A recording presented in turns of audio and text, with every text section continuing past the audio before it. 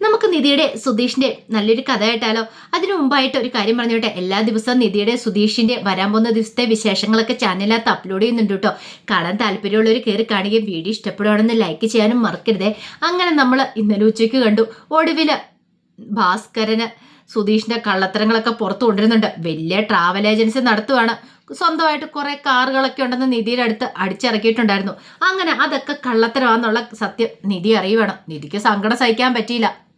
കുറെ കള്ളത്തരങ്ങളൊക്കെ സുധീഷ് എൻ്റെ അടുത്ത് പറഞ്ഞിട്ടുണ്ടായിരുന്നു. പിന്നെയാണ്ട് ഈ കള്ളത്തരം കൂടെ എങ്ങനെ സഹിക്കാൻ പറ്റും? ഒടുവിൽ നിധി ദേഷ്യപ്പെട്ട് അങ്ങോട്ട് പോവാണ്. ആ സമയം നികേഷും ഹരീഷും ഒക്കെ പറഞ്ഞു, ഇതിന്റെ വല്ല ആവശ്യം ഉണ്ടായിരുന്നോ നിനക്ക്?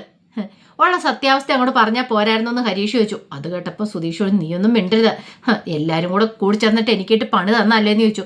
നികേഷോട് ഞങ്ങൾ എന്ത് പണി തന്നു? സുധീഷ് ഏട്ടൻ തന്നെയല്ലേ ഇല്ലാത്ത കഥകളൊക്കെ പറഞ്ഞുണ്ടാക്കിയതോ? വലിയ ട്രാവൽ ഏജൻസിയുടെ ഓണറാന്നൊക്കെ പറഞ്ഞിട്ട് ഇപ്പൊ എല്ലാ കള്ളത്തരങ്ങളും പുറത്തു വന്നില്ലേ? ഞങ്ങളാരും ഒന്നും പറഞ്ഞില്ല. അച്ഛനാ സത്യങ്ങളൊക്കെ വിളിച്ചു പറഞ്ഞത്. ഇനി എന്താന്ന് വെച്ചാൽ അനുഭവിച്ചോളാൻ പറഞ്ഞു. നിധിക്ക് ഭയങ്കര വിഷമായി. പിന്നീട് നിധി കുറച്ച് തുണിയൊക്കെ കഴുകിക്കൊണ്ടേ മുറ്റത്ത് ഉണങ്ങാനിടുന്ന സമയത്ത് സുധീഷ് അങ്ങോട്ട് വന്നു.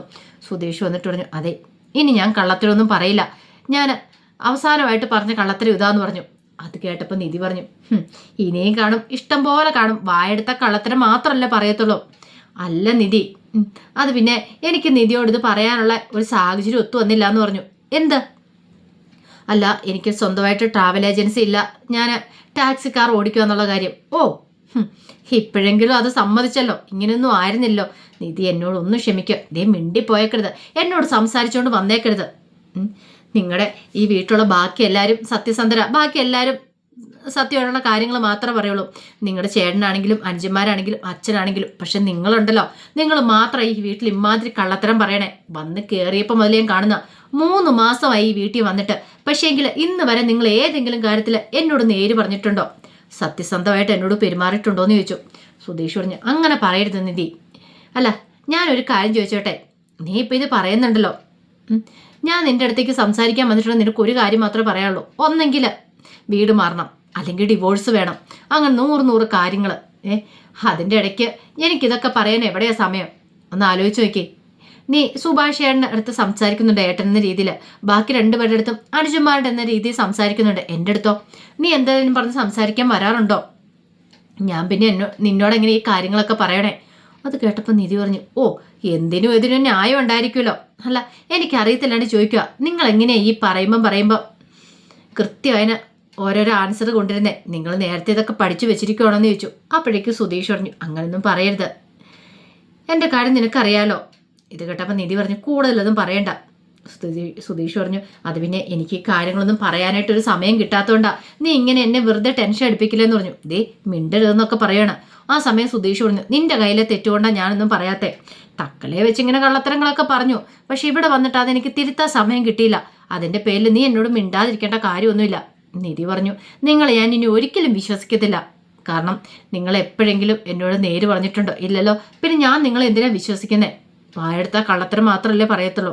ദേ നിധി എന്നൊക്കെ പറഞ്ഞുകൊണ്ട് സുധീഷ് നിധിയോട് പറയുന്നുണ്ട്, എന്നോട് മിണ്ടായിരുന്നിട്ടുണ്ടെങ്കിൽ എനിക്ക് സങ്കടമാവെന്നൊക്കെ പറഞ്ഞു. ഇത് കേട്ടപ്പോൾ നിധി പറഞ്ഞു, ദേ മിണ്ടാതിരുന്നോടെ അവിടുന്ന് എന്നൊക്കെ പറഞ്ഞ് നിധി ദേഷ്യപ്പെട്ട് അങ്ങോട്ട് കയറി പോവാണ്. സുധീഷിന് എന്ത് ചെയ്യണമെന്ന് അറിയണ്ടായിരുന്നില്ല. കുറച്ച് കഴിഞ്ഞപ്പോൾ ഹരീഷും സുഭാഷും കൂടെ കടയ്ക്ക് പോവാണ്. അങ്ങനെ സംസാരിച്ച് പോണ സമയത്ത് ഹരീഷ് പറഞ്ഞു, ഇനിയിപ്പം സുധീഷ് എന്തൊക്കെ പറഞ്ഞാലും ശരി, നിധി അടിച്ച് ഒന്നും വിശ്വസിക്കില്ല എന്ന് പറയണം.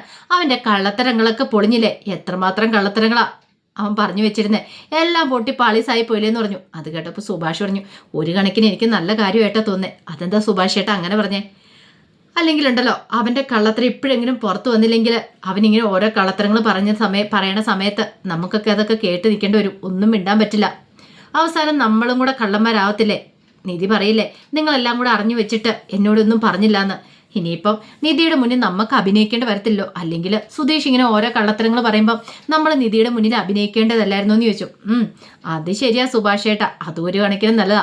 അല്ല, അവൻ എത്ര പറഞ്ഞാലും മനസ്സിലാകത്തില്ലല്ലേ എന്ന് ചോദിച്ചു. അതെ, എത്ര പറഞ്ഞാലും അവൻ്റെ തലയിലേക്ക് കയറത്തില്ല. അല്ല, ഇപ്പം നിധി അടുത്തേക്ക് കാര്യങ്ങളൊക്കെ മനസ്സിലായിട്ടുണ്ട്. അവൻ്റെ സ്വഭാവം എന്താന്ന് സുധീഷിൻ്റെ ഏകദേശം കാര്യങ്ങളൊക്കെ മനസ്സിലായി. ഇപ്പം നമ്മളെപ്പോലെ തന്നെ കാര്യങ്ങളൊക്കെ നിധി അടുത്തേക്കും അറിയാമെന്ന് പറഞ്ഞു. അങ്ങനെ അവരതിനെക്കുറിച്ച് സംസാരിച്ച് പോകുമ്പോഴത്തേനുമാണ് സുനന്ദയെ പെണ്ണ് കാണാൻ വന്ന വീട്ടിലെ ആ ചെക്കൻ്റെ അച്ഛന് അവരുടെ മുന്നിലേക്ക് വരുന്നത്. പിന്നീട് അവരോട് ചോദിച്ചു, അല്ല നിങ്ങൾക്ക് ഈ ധനേൻ്റെ വീട് എവിടെയാണെന്ന് അറിയുമെന്ന് ചോദിച്ചു. ആരാ? അല്ല ഈയിടെ ഗൾഫിൽ നിന്ന് വന്നേ. അത് കേട്ട് കഴിഞ്ഞപ്പം ഹരീഷ് ഒന്ന് സുഭാഷിനെ നോക്കണം. അപ്പോഴേക്കും സുഭാഷ് പറഞ്ഞു, അത് പിന്നെ ആ സമയത്ത് ഹരീഷ് പറഞ്ഞു, അതെ ഞങ്ങൾക്കൊന്നും അറിയത്തില്ല, നിങ്ങൾ വേറെ ആരുടെയും പോയി അന്വേഷിക്കാൻ പറഞ്ഞു. ഞങ്ങൾ സുഭാഷിൻ്റെ കൈ പിടിച്ച് പോകാൻ തുടങ്ങി. അപ്പോഴേക്കും സുഭാഷ് പറഞ്ഞു, അതെ ഞങ്ങൾക്കറിയാമെന്ന് പറഞ്ഞ് അവിടെ നിൽക്കുകയാണ്. എന്താ ഏട്ടാ കാര്യം എന്താണെന്ന് ചോദിച്ചു. അല്ല പുള്ളിക്കാരൻ്റെ മോളെയാണ് എൻ്റെ മോന് വേണ്ടി ആലോചിച്ചേ. പുള്ളിക്കാരനും എൻ്റെ മോനും ഒരേ കമ്പനിയിലാണ് ജോലി ചെയ്യുന്നത്. അപ്പോൾ അവിടെ നിന്ന് അങ്ങനെ അവർ തീരുമാനിച്ചുറപ്പിച്ച ഈ കല്യാണം. പിന്നെ പെണ്ണിനെയൊക്കെ കണ്ട് ഞങ്ങൾക്ക് ഇഷ്ടപ്പെട്ടു. അപ്പോൾ എന്നാലും അങ്ങനെയല്ലല്ലോ, പെണ്ണിനെക്കുറിച്ച് ഒന്ന് ആൾക്കാരുടെ ആരിലൊക്കെ അന്വേഷിക്കണമല്ലോ, അതുകൊണ്ടാണ് ചോദിച്ചേ. നിങ്ങൾ ഈ നാട്ടുകാരാണെന്നൊക്കെ ചോദിച്ചു. അപ്പോഴേക്കും സുഭാഷ് പറഞ്ഞു, അതെ ഞങ്ങൾ ഈ നാട്ടുകാർ തന്നെയാണ്, ഞങ്ങളുടെ വീടിൻ്റെ അടുത്ത് തന്നെ അവരുടെ വീട്. അല്ല പെണ്ണെങ്ങനെയുണ്ട്, നല്ല സ്വഭാവമൊക്കെ ആണെന്ന് ചോദിച്ചു. അത് കേട്ടപ്പോൾ നല്ല ദേഷ്യം വന്നു ഹരീഷിന്.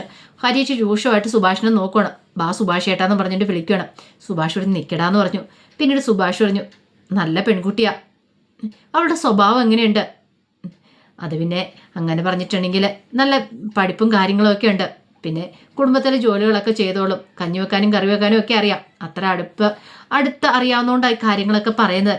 പിന്നെ അവരുടെ കുടുംബം നല്ല കുടുംബമാണ്, അച്ഛനും അമ്മയൊക്കെ നന്നായിട്ട് വളർത്തുന്ന പെൺകുട്ടിയാന്നൊക്കെ പറഞ്ഞു. അതെല്ലാം കേട്ടപ്പോൾ ഹരീഷിന് ഭയങ്കര ദേഷ്യവും സങ്കടമായി. അപ്പോഴേക്കും അയാൾ പറഞ്ഞു, ഒത്തിരി നന്ദിയുണ്ട്, ഈ കല്യാണം നടത്തണോ വേണ്ടോന്ന് അറിയാൻ വേണ്ടിയിട്ടായിരുന്നു. കാരണം പെൺകുട്ടിയെക്കുറിച്ച് നാട്ടുകാരുടെയൊക്കെ അഭിപ്രായം ഒന്ന് അറിയണമല്ലോ. എത്രയാന്ന് പറഞ്ഞാലും നമ്മൾ കല്യാണം ആലോചിച്ച് പോയെന്ന് പറഞ്ഞാലും പിന്നെ ആൾക്കാരോടൊക്കെ ചോദിക്കും സ്വഭാവത്തെക്കുറിച്ച്. നാട്ടുകാർക്ക് ചിലപ്പോൾ കൂടുതലായിട്ടൊക്കെ അറിയാമായിരിക്കുമല്ലോ എന്ന് പറഞ്ഞു. വീട്ടുകാർ പറയുന്നൊന്നും ആയിരിക്കില്ല ചിലപ്പോൾ സത്യാവസ്ഥ. അവർ ചിലപ്പോൾ കല്യാണം നടത്താൻ വേണ്ടി പല കള്ളത്തരങ്ങളും പറയും. പക്ഷേ നാട്ടുകാരുടെ ചോദിച്ചാൽ കൃത്യമായിട്ട് അറിയും. അതുകൊണ്ടാണ് ഞാൻ നിങ്ങളോട് ചോദിച്ചത്. ശരി താങ്ക്സ് എന്നൊക്കെ പറഞ്ഞുകൊണ്ട് അയാളങ്ങോട്ട് പോയി. അപ്പോഴേക്കും ഭയങ്കര ദേഷ്യമായി ഹരീഷിന്. ഹരീഷ് ചോദിച്ചു, സുഭാഷേണ് ഇത് എന്ത് ഭാവിച്ച?